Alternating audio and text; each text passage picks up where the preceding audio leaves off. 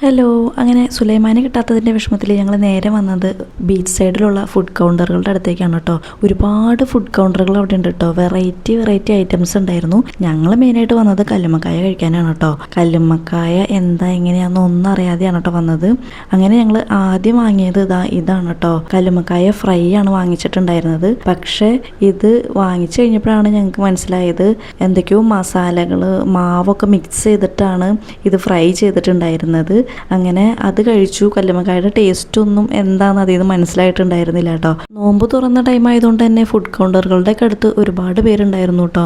ഓരോ ഫുഡ് കൗണ്ടറും കാണാനായിട്ട് നല്ല ഭംഗിയായിരുന്നു. വെറൈറ്റി ഐറ്റംസ് ആയിരുന്നു കേട്ടോ എല്ലായിടത്തും. പിന്നെ ഇത് ഹോട്ട് ചോക്ലേറ്റ് ആണ് കേട്ടോ. അത് കഴിഞ്ഞ് ഞങ്ങൾ വേറൊരു ഫുഡ് കൗണ്ടറിൻ്റെ അടുത്ത് എത്തിയപ്പോൾ അവിടെ മസാല കല്ലുമ്മക്കായ കണ്ടു. അപ്പം ഞങ്ങൾ വിചാരിച്ചു ഇതായിരിക്കും കറക്റ്റ് കല്ലുമ്മക്കായാന്ന്. അങ്ങനെ മസാല കല്ലുമ്മക്കായ കഴിച്ചു.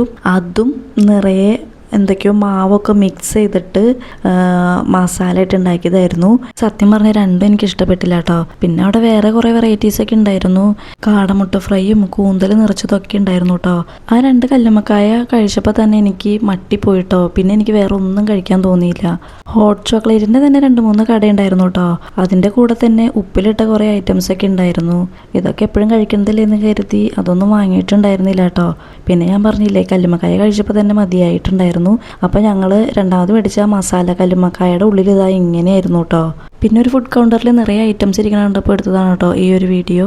കൂടുതലും ഫ്രൈഡ് ഐറ്റംസ് ആണ് കേട്ടോ അവിടെ കണ്ടിട്ടുണ്ടായിരുന്നത്. ചിക്കൻ ഫ്രൈ, ക്രാബ് ഫ്രൈ, പിന്നെ കൂന്തൽ നിറച്ചത്, പിന്നെ കാട ഫ്രൈ ഉണ്ടായിരുന്നു, കാടമുട്ട ഫ്രൈ ഉണ്ടായിരുന്നു.